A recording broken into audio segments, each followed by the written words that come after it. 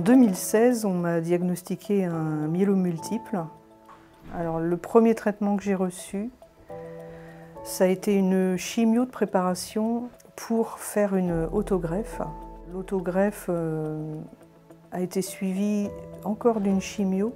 Et puis ensuite, il y a eu une pause, c'est-à-dire qu'il n'y avait plus du tout de traitement pendant plusieurs mois.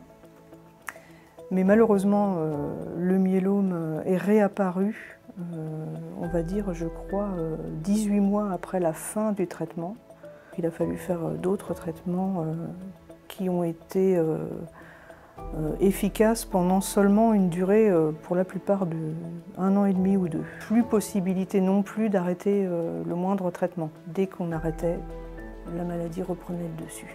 Donc, lorsqu'on décide de traiter le myélome multiple, lorsqu'on en fait le diagnostic par exemple, ou lorsqu'il revient, eh bien, on a des guides de traitement. On sait que dans telle situation, il vaut mieux donner tel médicament ou telle association.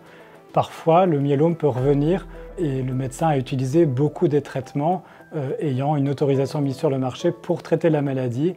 Et c'est là où parfois on se retourne vers l'innovation thérapeutique, vers le traitement dans le cadre d'essais cliniques, lorsqu'on n'a pas de traitement standard que l'on peut proposer dans la situation dans laquelle se trouve le patient, mais qui peut bénéficier de traitements innovants dans ce cadre très structuré et très réglementé que sont les essais cliniques.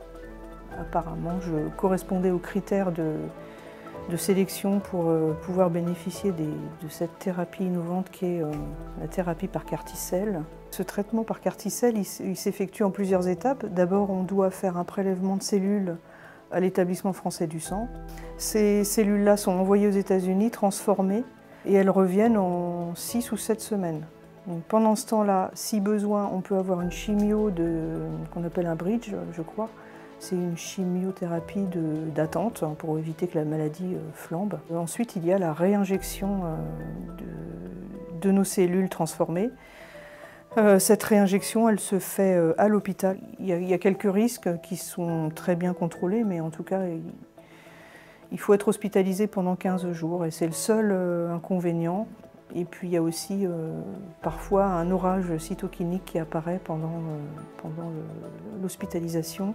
C'est assez fréquent, mais en gros, c'est une grosse fièvre pendant 3-4 jours. En tout cas, en ce qui me concerne, c'était ça.